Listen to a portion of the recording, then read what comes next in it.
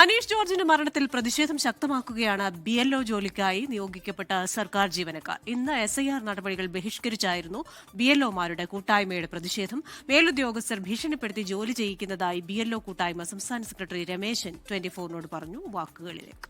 നമ്മൾ മണി നെറ്റ്വർക്ക് ചെയ്യുന്ന പോലെ BLOമാർക്കും ഡെയിലി ടാർജറ്റ് കൊടുത്തുകൊണ്ടാണ് അവരെ വർക്ക് ചെയ്യിക്കുന്നത്.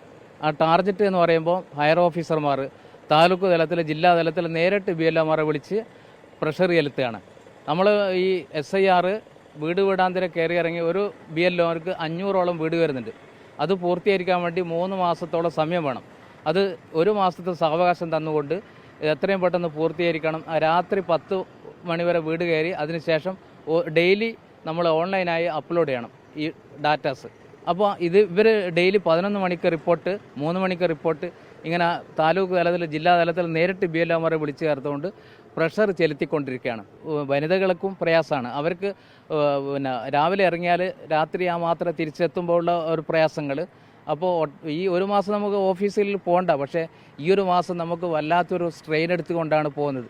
ഇതെല്ലാവർക്കും പിടിച്ചു നിർത്താൻ വേണ്ടി കഴിയില്ല. ചില മാനസിക പ്രയാസങ്ങളിൽ അവർക്ക് ഇത് കൊണ്ടുപോകാൻ കഴിയില്ല. അവരെ എഴുതി കൊടുത്താലും ഒഴിവാക്കുന്ന അവസ്ഥയില്ല.